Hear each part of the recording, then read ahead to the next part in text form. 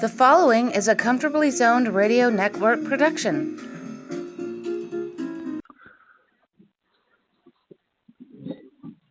Thank you, Tally Olson. You are back, comfortably zoned with me, the Zig Zag Man, and Alameda, California, right across the bay from San Francisco, and across the moat from Oakland, in the great state of California.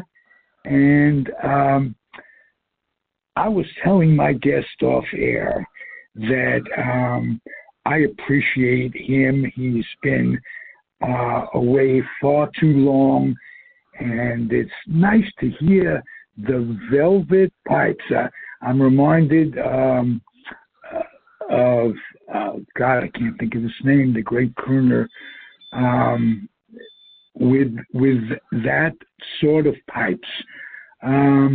Welcome back, Jeff Kalman. Well, thank you very much, and that's quite a compliment considering that I can't sing. Well, it doesn't matter. It doesn't matter. You can orate. How about that? And you can think, which is welcome in today's society. It's not getting any better for all of us as we get older, so we got to make it better with retaining our wisdom and passing it on. And you've got a lot of that. You're not only a baseball maven, but you're a music maven. I hope you feel free to talk about your musical career a little bit, because we haven't dwelled on that in the past. We've taught New York Met baseball. Tell me about your music. Well, for the last few years, I kind of shifted my direction. I was playing the blues, and I always will, but I got tired of the noisy blues rock, and I took advantage of the lull that was brought to us by what I call the pandemic, and reoriented myself toward playing blues on the jazz side. And I now have a trio playing that music. We play a few deep cuts, and I write a bunch of the material, and as soon as our drummer recovers from his ankle fracture, we'll be back to work. Beautiful. What's the name of your group, and where do you play? Well, we had called the group Trio Grande, but then I discovered the hard way, not legally, you understand, but just by prowling around the net, that in Texas there is a ZZ Top tribute group called the Trio Grande Group, named obviously after their second album, Rio Grande Mud, which is still my personal favorite album by ZZ Top. But since they have that name, and we are not exactly a ZZ Top tribute band, we're looking to come up with a new name. And one of us will come up with something brilliant, I'm sure. If 1/3 of you, if 2/3 of you think the way you do, I'm sure that you'll come up with something brilliant.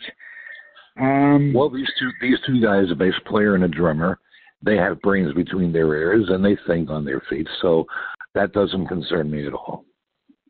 Good. How else did you get through the pandemic? I did it mostly one day at a time. I kept myself reading. I kept myself writing. I kept myself with my guitar. Whenever there was baseball to be had, I kept myself with baseball. And when things began to loosen up a little bit in Las Vegas, I made sure to get out there, and I managed. It was not, looking back on it, it was a kind of freakish thing for about the first month. It was dryly amusing to be going to the supermarket at 6 o'clock in the morning to take advantage of the special seniors only shift, if you want to call it that. And then lining up 6 feet apart, and depending on where your market was, you might be going all the way out the parking lot up to the street. But you learn to make the best of it. You learn to laugh your way through it. You told yourself you never thought you would see the day where a roll of toilet paper would have about the same value comparatively as a lump of jadeite. Yes. And we you might even see people on the street holding up signs, "We'll work for Charmin." I haven't seen that, but that would make a great meme on Facebook. I don't know about Facebook, but it made a pretty interesting meme elsewhere in social media, as I remember right. I think the toilet paper jokes were at least as abundant as any other jokes that were going around at the time. It was quite remarkable. And then you go into the market and you would see shelves stocked abundantly, except for toilet paper and other paper products. Paper towels were almost as much a premium. So it now seems like something to chuckle at, but at the time you could tell that people were not quite sure what to think about everything. Even when they were sure of it, they weren't sure. Right. I just say thank God we got through it, and most of us came out still having their marble, singular. Yes. Yes. I failed to congratulate you as a baseball fan because you in Nevada are the recipients of the carpetbagging Philadelphia first, then Kansas City. We don't have the Philadelphia Athletics of Las Vegas just yet. No, but they were named. They may have made a deal for the land, but I don't know that that even that's a done deal yet. And B, until I see them parked here, I will take it with the proverbial grain of salt. And most important, C, if I smell even one whiff that it's going to be another case of a team putting a gun to a municipality's head and telling them basically, you build us a ballpark and give it to us, I'm going to have a few things to say about that.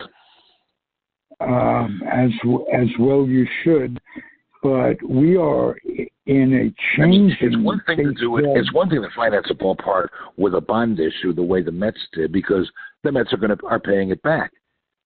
But it's something else again to just get the public till to kick in, and that's the name of that tune. That is something I will have a lot to say about if that's the way it's going to be. Okay. Doesn't change the fact that it's almost a certainty that the A's will be in Nevada. Am I correct in assuming that? Well, we could have worse. As a matter of fact, we do. It's called the Raiders. Right. Yes, and are they doing well in Las Vegas? Oh, they're doing well enough in Las Vegas. I wasn't thrilled about them coming, partly because I'm not exactly one of the world's great football fans, and mostly because it was almost entirely a publicly financed deal that cost Las Vegas's taxpayers a big pile of money to make happen.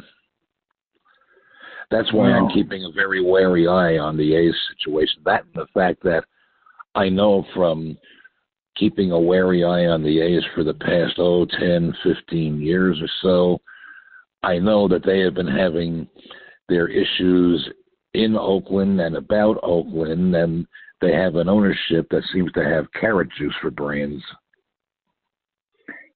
You know, that owner has owned the team maybe 10 years. No one in Oakland knows what he looks like. He doesn't show up to any ball games. He doesn't play the game of politicizing his cause. He just has said absolutely nothing. And unfortunately, it reminds me a little bit of, if you remember the ancient television show Charlie's Angels, they never saw their boss. They only heard him through a loudspeaker. I often wonder if that's how the A's organization, from the front office to the players on the field to the farm system, communicates with this with this owner? Does he do it? Does he come to them remote through a loudspeaker or some such thing? Because for the reason you said, nobody has seen him, nobody has heard him, nobody can even verify he exists comparatively.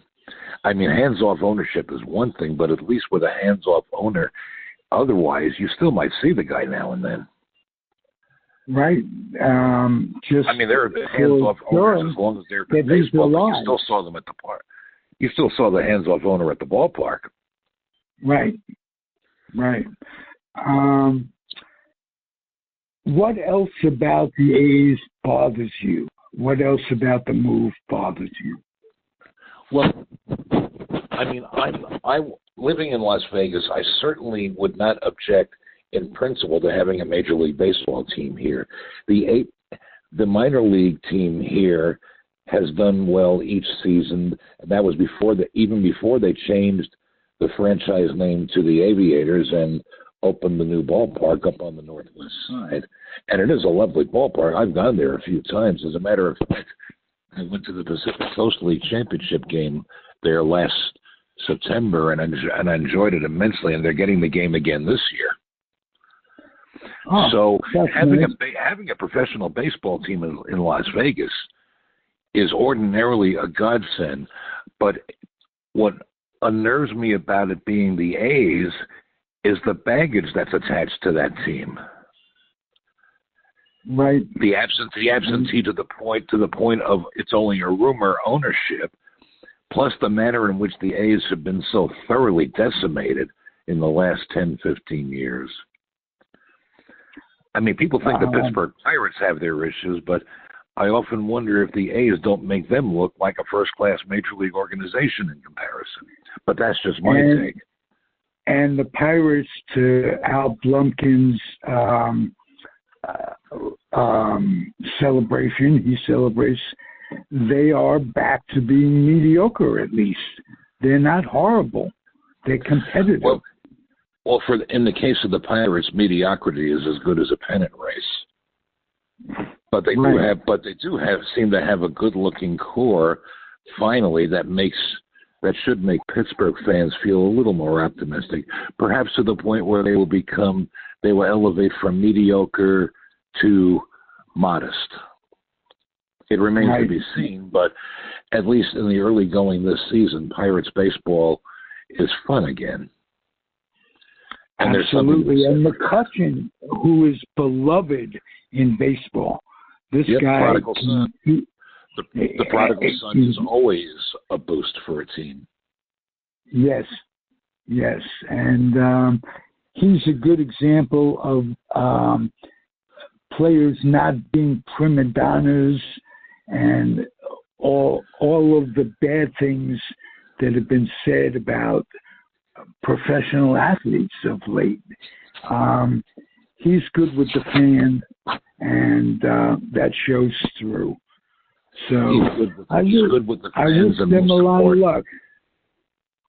More importantly, he's good in the clubhouse with the veterans and the young players alike. And like I said, there's something to be said, not just for the prodigal son factor by itself, but for it being somebody like Andrew McCutchen, who's an overall class act and always has been, even when things were not going well for him on the field or at the plate. He never stopped being Andrew McCutchen, and he never stopped being, from everything I could tell, a guy you could count on. He was there's an old line that I remember Jim Bouton quoting in Ball 4 about Gary Bell when Bell was traded to the White Sox. He quoted a teammate as saying, Gary's the kind of guy who's good for a team even when he's not pitching well.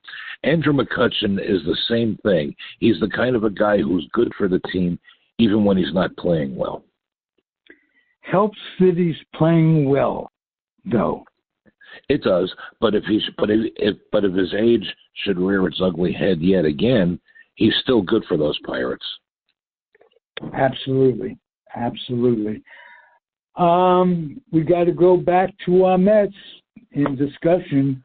Are you happy with Stevie, Uncle Steve?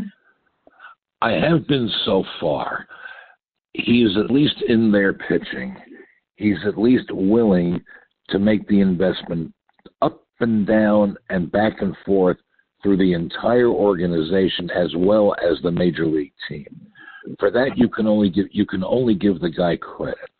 Now, it's still early in his tenure, of course, and we don't know yet the net result of how he's doing it, but he has not been afraid to jump into the pool. A lot of incoming owners get a little hesitant. He hasn't been. As a matter of fact, he reminds me of when John Middleton took command of the Phillies. Middleton, too, jumped into the pool and was unafraid to do so. Cohen is the same way, and that's only for the good of the Mets and the fan base. Yes. Plus the fact that he makes himself accessible. He makes himself accessible to his fans. name is not Wilpon. Well, now if you're going to bring up the Wilpons, you'd have to say that Joe Schlabotnik would be an improvement. But Absolutely. Steve Cohen is above and beyond just an improvement over the Wilpons. He has been refreshingly unafraid to jump into the pool, and he has been refreshingly unafraid to interact with the Mets fan base. You see him quite vividly and quite clearly on places like Twitter engaging fans. And he does it without going as far as, say, a George Steinbrenner. If things get a little bit hairy with the Mets, he doesn't go off half-cocked and threaten executions all around Citi Field at the drop of a dime. He knows how to be critical without throwing people under the bus. And right. in today's game, that is phenomenally important. Because it's bad enough fans will throw players under the bus without knowing the whole story. Often as not, front offices have done the same thing, and sometimes even managers. I'm talking about you, Tony La Russa, but Steve Cohen has a knack for being able to make a critical point without making anyone from the low bat boy to the highest in the farm system to the star on the team feel like 2 cents. Gotcha. The atmosphere around the Mets is one of the most encouraging and positive atmospheres I've seen around the team in a pathetically long time. Will you address the DeGrom situation? Give me a bottom line on that. I think the bottom line with Jacob DeGrom is the Mets were just edgy enough about his long-term health that they weren't willing to give him the number of years he wanted. The Rangers were willing, so that's where he went. It's sad to lose Jacob DeGrom. A pitcher like that comes around only once in a generation and a half, I will say. But the bottom line was, and this is not the fault of DeGrom himself, it is what it is. No one can predetermine a player's health. No one could have predicted DeGrom's health issues, but that was the overriding concern the Mets had in the end. Right. At least as far as I can tell. They go and give a lot of money to Verlander, who's older than DeGrom. You have to what people have to remember is no two pitchers are exactly alike, physiologically and otherwise. B, Justin Verlander is kind of an outlier, having come to this point in his career and having only one major injury, and that was within the last couple of years. We're talking about an outlier here, almost the same kind of outlier in terms of physicality that Nolan Ryan was once upon a time. It's the reason why whenever I see people using Nolan Ryan's name as a mic drop for today's, quote, coddled and whatever you want to talk about pitchers, folks, Nolan Ryan was one of a kind in more ways than one.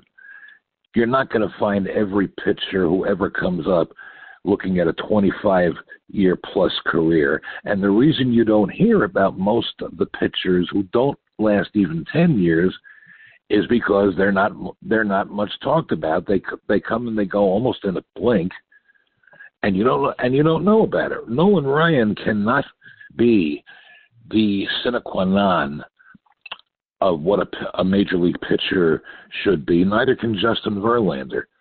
They're their own people. They're their own specimens. They are their own entities, and nobody can be quite like that, whatever their careers turn out to be. And no two pitchers are exactly the same.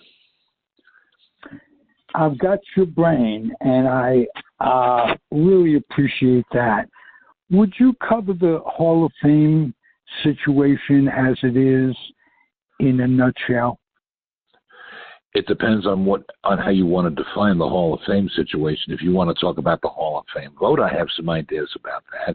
If you want to talk about who are the forthcoming candidates and where do I think they really do or don't belong, let's go that. But how are you defining the Hall of Fame situation specifically? I'm defining the Hall of Fame situation in two words: Clemens and Bonds.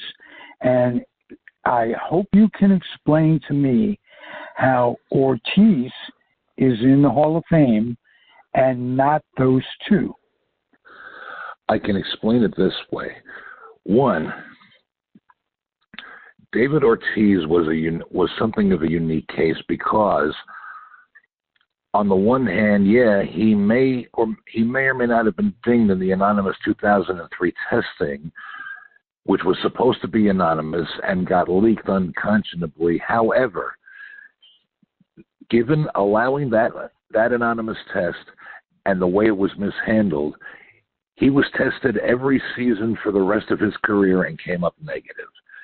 Now, when you're talking about Bonds and Clemens, what you're talking about there is whatever you think about what they did or didn't do with what they actually or allegedly use and what those substances actually or allegedly did or didn't do. The plain fact is this: they did it, and their careers were in what they call the Wild West era, when nobody had any rule, and it seemed to be running up and down rampant through the sport, and nobody took a grip on it until the middle of the aughts. So your Bonds and Clemens, I think, belong in the Hall of Fame for that, if only for that, and the fact that they put up the performances that they did. The Wild West era is one thing, but once it all started falling into place with the testings and everything, now you have, look at Manny Ramirez. He not only flunked the test, he flunked two of them. And right. Alex Rodriguez not only got caught, but he tried to wage war with baseball to stop them from disciplining him over it. He was ready to take the whole sport down. That's entirely different than Bonds and Clemens. Good. On the other side is Pete Rose and his situation, and compare that with what people think of the steroid era. Well, remember, I spoke of Bonds and Clemens and the Wild West era of steroids. Pete Rose is a lot more cut and dried than that.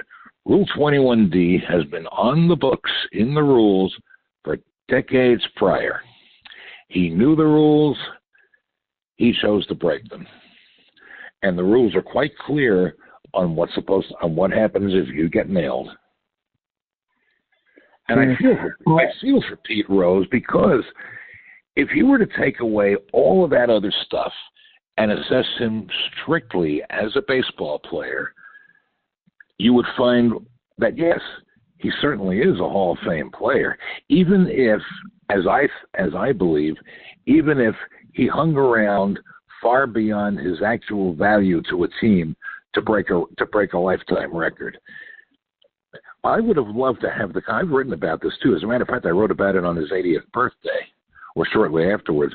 I would have loved to see the discussion about Pete Rose's Hall case if there had never been a gambling question brought in or brought up, and B, if Rose had actually done the sensible thing, and rather than hang on beyond his actual use to a team, retire after, let's say, after he and the Phillies won the 1980 World Series.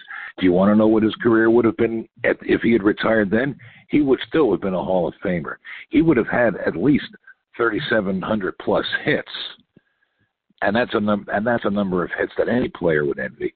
He would have been a Hall of Famer. He might not have been a first ballot Hall of Famer, but he would be getting in, let's say, ballot number 2, ballot 3. It would have been fun and instructive to have that discussion. Unfortunately, we can't have that discussion because of everything subsequent to that, including and especially Rule 21D. And while I'm on the subject, I'd like to say this. For those who think that baseball's recent engagements with professional legalized gambling operations suddenly says, well, in that case, Pete Rose gets in the Hall of Fame. Not quite, because guess what? There are all kinds of legal things that you can do in your life, but it doesn't mean your employer can't block you from doing them while you're on the job. If you and me work at Jack Daniels, that doesn't mean we're allowed to get drunk on the job. Right. So that really should have been a non-starter as far as Pete Rose goes. And I want to add, Rose doesn't help himself. Remember I mentioned I wrote about him to analyze him without the other stuff on his 80th birthday. At the time, he took a job making, what the hell did he call it? Let me call that up. He was working for some prognostication site for bettors or some such thing. And I think that the name of the place was called, You Pick Trade. He was selling baseball predictions to subscribers for $89 a month. And he said this, you've got to remember I got suspended in 1989. Suspended, have it your way, Pete, but it's not a suspension. It's a permanent banishment because of Rule 21D. Yes. The language of that rule should have put the argument paid a long time ago, but unfortunately it doesn't. I want to also dispel an excuse that the fans have been making for Pete Rose. He never bet against the Reds. Well, yes, he did. Simply by not betting, he was tuning in to the fact that the Reds weren't going to win that day. That's exactly right. As a matter of fact, I have a memory that you and I talked about that point once upon a time a couple of years ago, but I think one of the last times I was aboard with you. And now I'm going to say this about that. Even allowing what you just said, it's irrelevant, and I'll tell you why. Rule 21D does not distinguish between whether you bet on your team to win, whether you bet on your team to lose, or whether you didn't bet on your team at all, but we're laying off because you didn't think your team was going to do something that day. The rule does not distinguish. The plain language says nothing about that. Good. We got that clear. Jeff, you are a pleasure to talk to. You get me thinking, and you get the listener thinking. So would you come back more often? And of course I would. Beautiful. You're missed at Comfortably Zone. We have suffered losses since you've been here. As you know, Ronnie Rabinovich passed away. Mark Littell passed away. And we are reeling as I get older. It's to be expected, but always a shock. And I just want to say, drop dead, proverbially, mortality. I mean, this getting really crazy. The Bill Russells and the other greats that have passed. And we've lost a few sentimental favorites. My fellow Metsophile, we just lost the actual true first New York Met. Yes, Hobie. I wrote about it because Hobie Landreth once got me 2 crates of Florida oranges. Oh, really? Tell me that story. Yes, I'd be glad to. I wrote about it last week after I learned about his death, but it was like this. I was still a kid. I was 12 years old, and I was visiting my favorite aunt and uncle and cousins up in Poughkeepsie. And they knew I had a baseball brain, even then. And there was a local radio program, the Morning Drive program, included a feature called Sports Call. It was a contest, and if you answered their question of the morning correctly, you would win some sort of a prize, and they were determined to see me do it. They were so hell-bent on it that they even plotted it out. They were going to – the sports call question was usually at 7 in the morning. They were going to have me up right at the crack of 7, and they were going to be ready to dial the minute the disc jockey started giving the question. So there they were. My youngest of the 3 cousins was drumming on the nightstand next to my ear, doing a drum version of the William Tell Overture. His older brother had the phone in his hand ready to dial, and their older sister was just standing behind them with a wry look on her face. And I'm about a quarter awake when Bobby starts dialing. The split second they ask, who was the first player chosen in the National League expansion draft? Remember, at the time, it was the only expansion draft. The Expos and the Padres were yet to come. So even if I was half asleep, this one went right into my real wheelhouse. And sure enough, Bobby finished dialing. The guy finished asking the question. They connected us immediately, and they repeated the question to me on the phone. And even half asleep, I said, Hobie Landreth, catcher by the New York Mets. Pay dirt. And a few hours later, after having gotten their verification, Bobby, Tommy, and Aunt Marge and yours truly are in the station wagon pulling up to a standalone produce market where my knowledge of Landreth's expansion draft status got me 2 large crates of freshly imported Florida oranges. I left one with my aunt and uncle, and I managed to haul the other one back to the Bronx where my mother was waiting for me to bring me to my maternal grandparents for the night, and she almost collapsed when she saw me coming up the long steps from the Marble Hill station with that crate on one shoulder and my suitcase on top of it. Jeff, when you took the D train in the Bronx, where did you stop? Well, if I was going up to visit my maternal grandparents, I would get off at Kingsbridge Road. To visit my paternal grandparents, it would be 205th Street, and I walk a few blocks over to Gun Hill Road.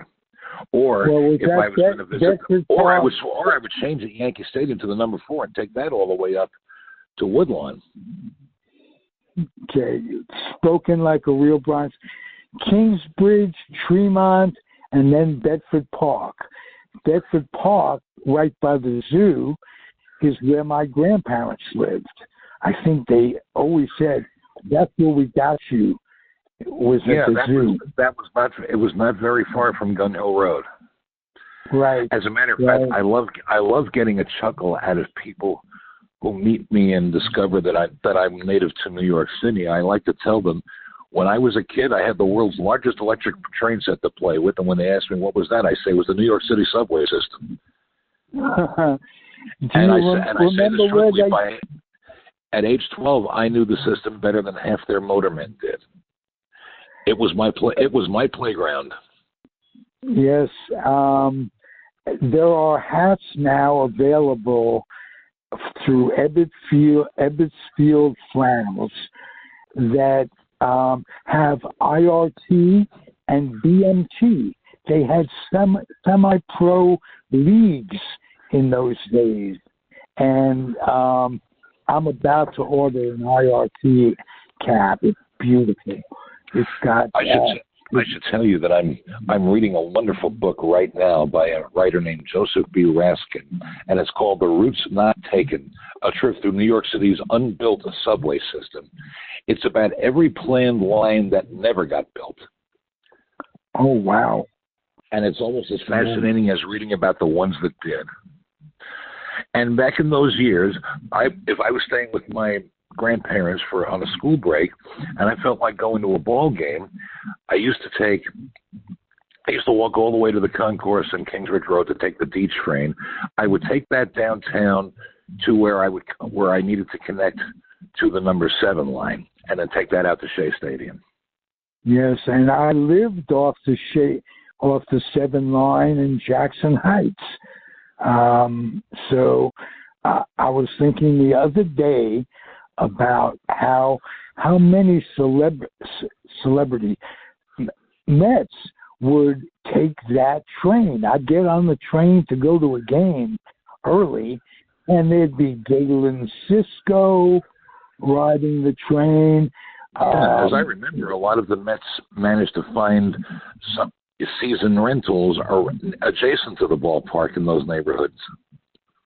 Right. I think Tommy Agee and Cleon Jones had an apartment near the park. It was a great time to live in New York. And the Giants and the Dodgers moving really put a crimp on the spirit of the city that took years to overcome. So we can all thank Robert Moses for that. I was thinking the exact same thing, but O'Malley was not the innocent guy. Nobody says he was, but I have always wondered. I may have talked about this with you before, but it's worth bringing up again in this context. I've always wondered this: if Robert Moses was that desperate to jam a publicly built multi-purpose ballpark down a team's throat, why didn't he think of the Giants? The Giants didn't have the borough identification specifically that the Dodgers had. You may remember seeing Walter O'Malley's famous quote, "If we play in Queens, we're not the Brooklyn Dodgers anymore." The Giants didn't have that issue. They needed a new ballpark too, and unlike O'Malley, Horace Stoneham couldn't afford to build one by himself. Why didn't Moses even think about the Giants going there? They'd still be the New York Giants. Very good question. Whether they played in Coogan's Bluff, Flushing Meadows Park, the Battery, or Bedford Park. Take your pick. The Giants could have gone any place in New York and still been the New York Giants. The Brooklyn Dodgers would not be the Brooklyn Dodgers any place but Brooklyn. And lo and behold, what do we find all these years later? Fast forward the tape. On the very spot where O'Malley wanted to build. The proceeding has been a comfortably zoned network production. You are advised to keep your dreams wet, your humor dry, your children and grandchildren out of military recruiting offices and off the laps of clerics who wear dresses. Thank you for listening, everyone. Happy trails.